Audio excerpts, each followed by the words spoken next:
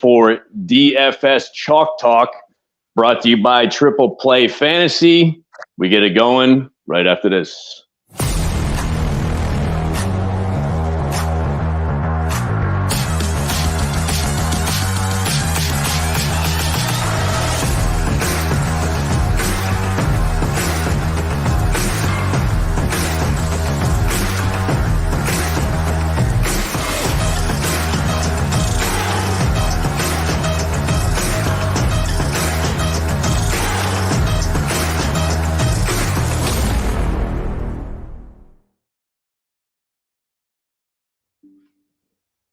Oh, yes, indeed. It's time to get out of that kitchen and rattle those pots and pans. I am your host, Jeff Mesha, and we are back, gentlemen. We are back. Good to see your faces. I never do this alone. I got my friends Mike and Joe. Mike, what are the haps in Nebraska, baby?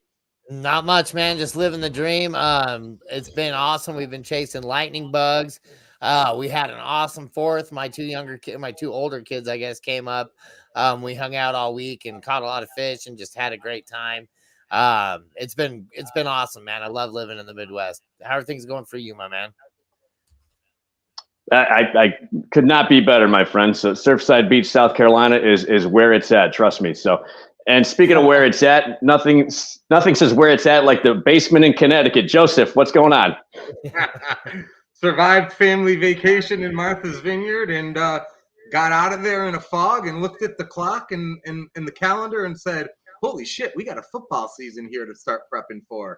And more than happy to do so because these summer months, the sport calendar is just limping around. So we got the Olympics next week. I don't know who cares about that, but I know that we're less than 2 months away from week one, and we got a lot of information to get out there. Indeed, I actually, that's the first time I'm hearing about the Olympics. Obviously, that's how much attention I've been paying to that. So for those who are just joining us, we talk everything DFS, although preseason, we're switching it up a little bit, and we're going to get into quarterbacks tonight, our top two prospects, bottom two who might suck or who you might be able to steal kind of later in the round draft-wise. So it's just kind of more opinion, and then once the season starts, we can get rolling with the DFS each week. So I guess we'll start.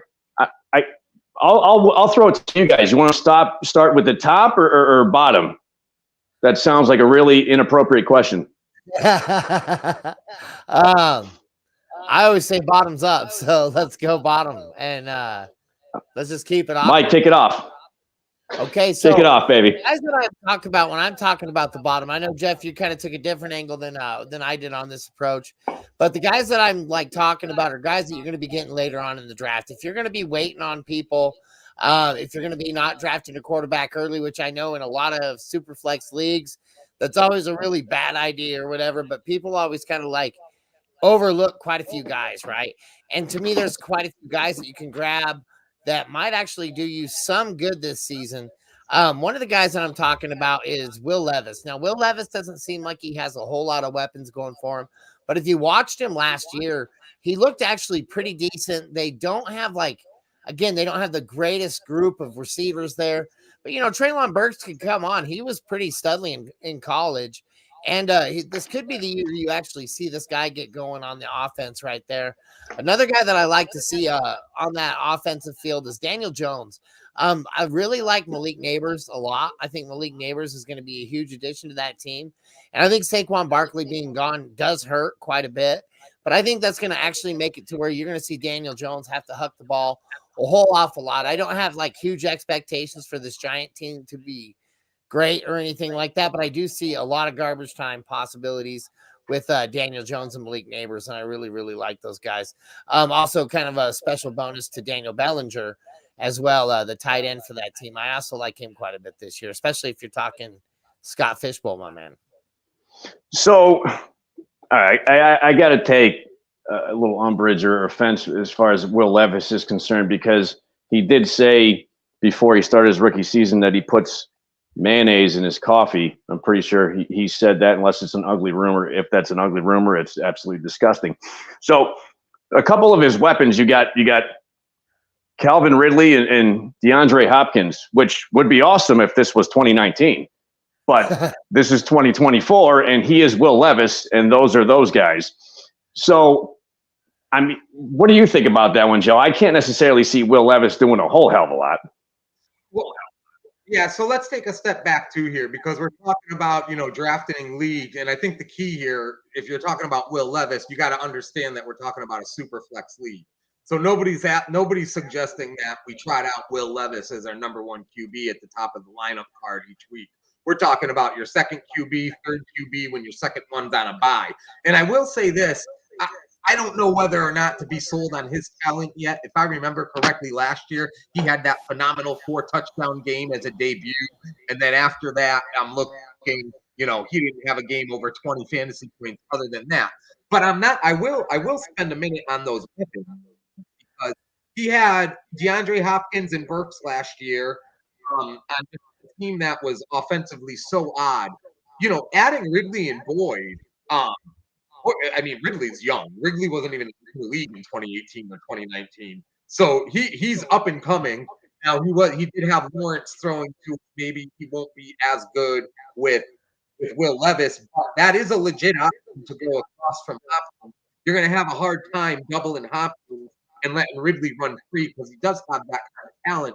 And then I do like the idea of Boyd as a slot player too.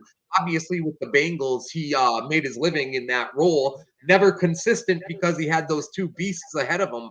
But I will say that I think they do finally have some offensive weapons in the passing game that this team hasn't had in quite a long time. They also lost Derrick Henry. So Which there's a now lot you of moving just parts hand the there. guy the ball every single play and just run out that clock and stuff like that. Like, they're going to have to be a little bit more pass dependent. Yes, absolutely. And I'm trying to look real quick. Who did they get to replace Henry? Tony Pollard. Yes, Tony Pollard. Who we know can't run a show on his own, seemingly. When it was the Zeke and Pollard show, things were humming. When it was Pollard by himself, you're like, what the hell is going on? And as far as Tyler Boyd is concerned, Tyler Boyd is the wide receiver equivalent of A.J. Dillon. He sucks.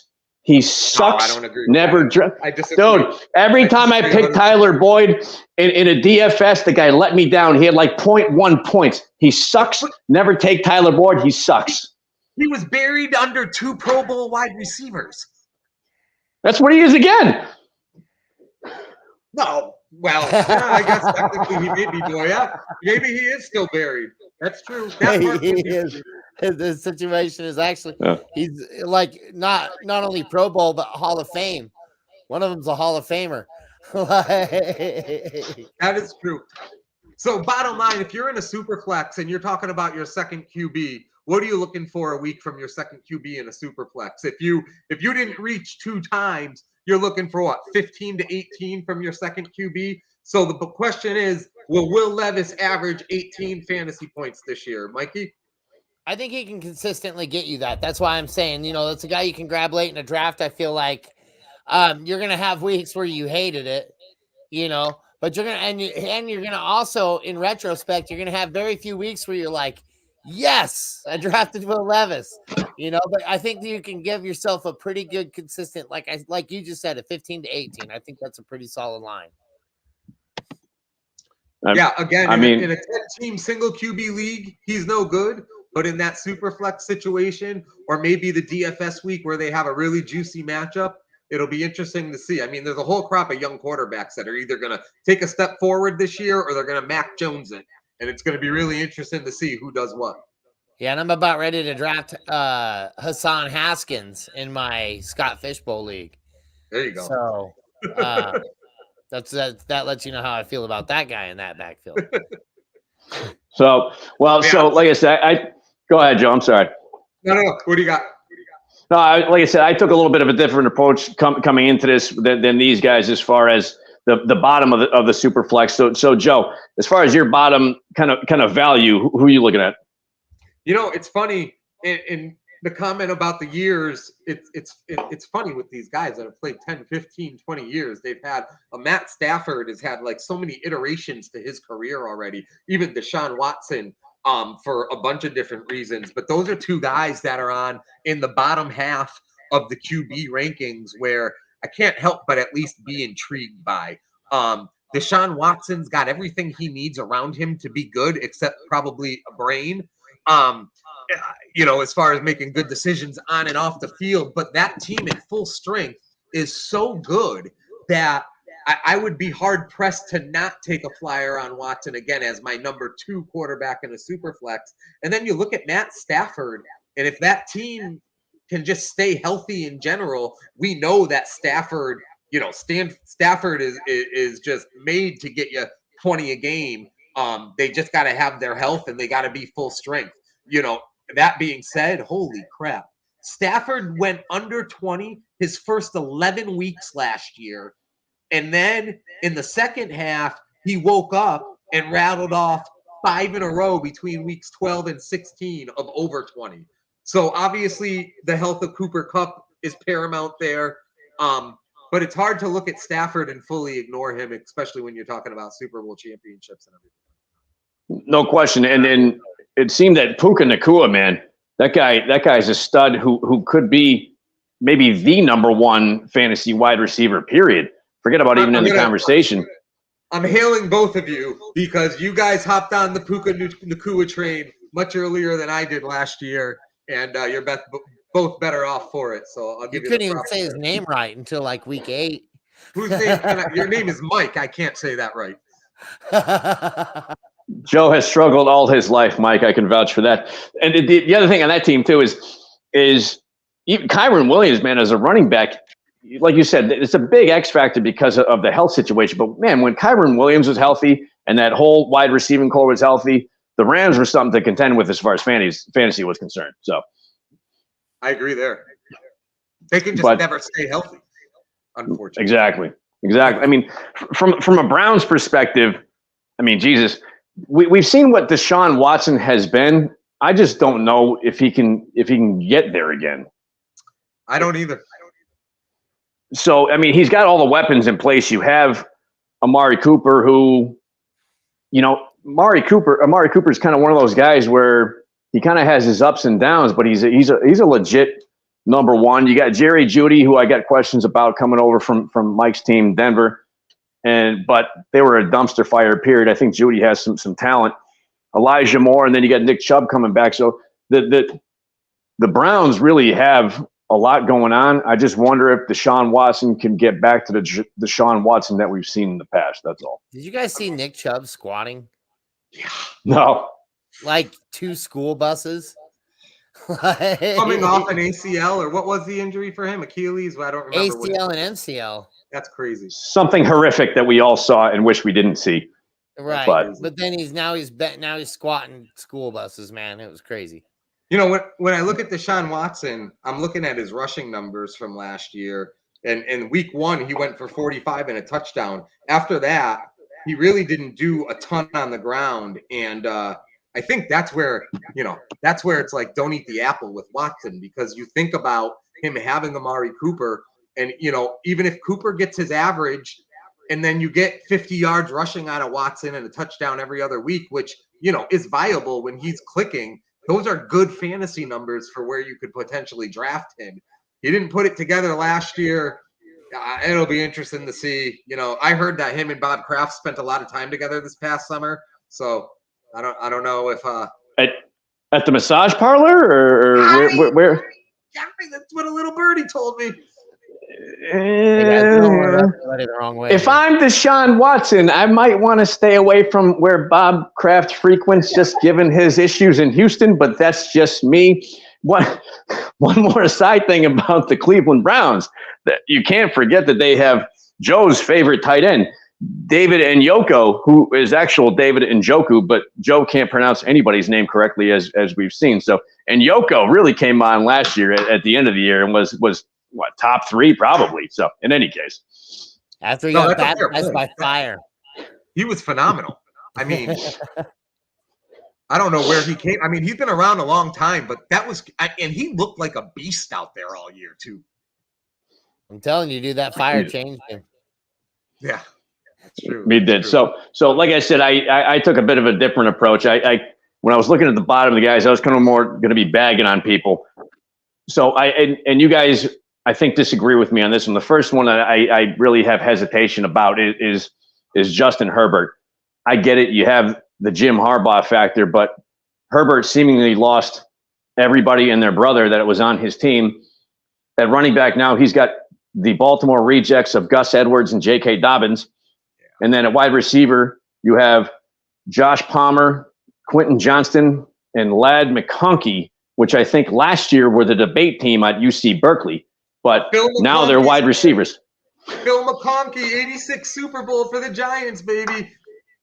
And unless you're a diehard Giants fan, you wouldn't know Phil McConkey. Or unless you play or if you play Tecmo Bowl, that's the only other way you would know Phil McConkey. So, but I know you guys disagree, but go have at it. Have at it. You go first, Mikey. Oh, you're muted. We'd love to hear you. The first mute of the year. No, I really think that Justin Herbert has got the arm, he's got the legs, he's got the knowledge, he's got everything he really needs. You can't the team. The fact that losing Keenan Allen's going to hurt you, right? Like, you don't lose a guy like Keenan Allen and just be okay. So, I mean, you're going to take some hits there for sure.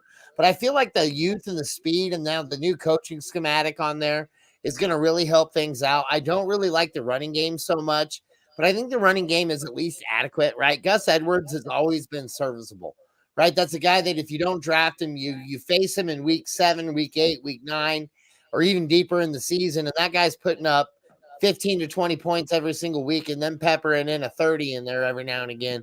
So, I mean, the guy might seem to suck, but he does fairly good fantasy-wise. Otherwise, I don't know. I think I kind of agree with your take there. I think you did lose. I think losing Keenan Allen was a massive loss right there, but I think that's a loss you can get over. I think he was getting kind of old anyways. We'll see how he does in Chicago on the opposite side of DJ Moore. I think that's going to be a nasty 1-2 punch, especially if he can keep his legs like Hopkins did. But yeah, I don't really mind that take, Jeff. The more I think about it, the more I don't mind it. I mean, I think you're probably wrong, but I think that I like why you think. I like what you're thinking. I guess that's why they play the game, and I guess we will see, who will be right in this scenario. Sorry, go ahead, Joe. When it's not just even Keenan Allen. I mean, this offense lost Keenan Allen, Austin Eckler, and Mike Williams. So, Austin Eckler had 51 catches. We know Keenan Allen, I'm looking for the number here, and it's high. We know it was huge last year. That is a lot of production to replace. But then on the other side of it, you have this the new coach. You have this Harbaugh pull, and it's a real thing. And we know he's good. So, and we know that he took this job just for the opportunity to coach this specific quarterback. So it's going to be really intriguing to see how it plays out. That is one set of no-name wide receivers. There's some youth and some upside there. And they're in they're in a division, at least with the Chiefs. I guess not too tough, Denver and Oakland. But the funny part about it from a fantasy perspective, like Justin Herbert, for however many years now, has been a team starting fantasy quarterback. One QB league, 2 QB league. He's been a starter. It'll be interesting to see in your your leagues with our friends and stuff where he goes and how owners approach him. Is he going to be a hot number 2 QB in a super flex? Are people going to really stay away from him in a single QB league as far as their starter goes? That'll be one thing that will be really interesting with mock drafts for Justin Herbert to see where he lands. It should be interesting. And the other one that was on my list is the god-awful Russell Wilson. Now, I think Russell Wilson will be pulled at latest halfway through the season and sat for Justin Fields. Russell Wilson was the most boring quarterback on the most boring team, sorry, Mikey, offensively last year, and that was with Sean Payton as your head coach. Now you go to Pittsburgh with defensive-minded Mike Tomlin, and you got George Pickens, Van Jefferson, and Roman Wilson, who seem to be a crew you might meet for high tea at the tennis club, not a roster for the Pittsburgh Steelers. Now, I get it. You got Najee Harris, Jalen Warren. I kind of like Jalen Warren. Najee Harris will get you 0.8 yards per carry, and he'll carry it 97 times a game, which is nice. But Russell Wilson, good God, this guy is toast. Done. Don't pick him. I don't even know what else to say. What do you guys think? I think you had me like Mike Tomlin with his coaching and how he likes to do things. I wouldn't have argued with you if you said he won't make it through the first half of the first game. So, no, I agree. Russell Wilson's terrible. And everybody keeps saying, well, what if old Russ shows up? Like, well, he might. Things do happen like that sometimes. He could have just decided not to play for Denver for several coaches, whatever. But we'll see. I think Justin Fields is a better quarterback than he is now. Yeah, I mean, Joseph. I think any fantasy player is rooting for Justin Fields to get in there ASAP from a fantasy perspective. The one thing that worries me if you're a Justin Fields fan, fantasy or just in general, is that you got the two good running backs, you got the good coach, you got the cold weather environment, and you've got a decent defense. You put all that together, and that is actually Russell Wilson's winning recipe. That is what he needs. He needs Marshawn Lynch. He needs a good defense. He needs a 12th man. All of those things to be successful. He will have those in Pittsburgh. So if they got off to it feels like, I just read a quote from Tomlin too. It said he's in pole position to be the week 1 starter. So it feels like he's going to be given the first opportunity with a really short leash. If they rattle off, and I don't know what their schedule is like to start the year, but it's one of those things where, like, if they rattle off a few quick wins because, they play Tennessee at home and, a couple of crappy teams, and they start with at Atlanta. So they go at Atlanta, at Denver, home against the Chargers, and at Indianapolis. So 3 out of their first 4 are on the road. They're playing a couple of good defenses, and then Dallas week 5. I'm not sure he survives that. Their bye is week 9. The Giants and the Jets are on the schedule too. It feels like week 10 at Washington, Justin Fields might be making his first start. But at the same time, if that team goes 6-3 with 140 rushing yards per game and they're winning games 17-13, it sucks fantasy-wise, but they're not going to yank them in that situation. And that could happen, not because Russell Wilson's good, just because of the product of the rest of that team. I got you. So, yeah, Mike, sorry. I agree. Yep. So at that, why don't we leave it this week by just bagging on Russell Wilson? I'll tell you what, we will hit our top couple next week. We'll leave you hanging. We'll get some good stuff going on. But my favorite thing to do is just leave it bagging on Russell Wilson and see where it goes from there. So any closing points there, gentlemen? Actually, I would like to, if we can just talk shit on Russell Wilson, I don't mind sitting here for another 45 minutes and just going ahead and giving you what I thought about him as a Bronco. Just that fact right there alone, I could discuss for 45 minutes. No, I do, I would like to see the old Russell Wilson. It'd be cool to see somebody good in Pittsburgh again. Give me Justin Fields. But yeah, on that note, dude, I'm excited. Let's talk about the best ones next week out of the tops. But I like the bottom sleepers first. That is a dirty job. We'll leave the cliffhanger. Any parting words there, Joseph? No, we're back, baby. I'm ready to hit this hard. Yeah, and ready to rock. We're 6 weeks out. It's time. It reminds me of The Hangover, when we are back and we're the 3 best friends that anyone could have. And with me doing a bad hangover reference, we will see you next week. We'll be doing top 2 each of our lineups, and up until then, we got you covered.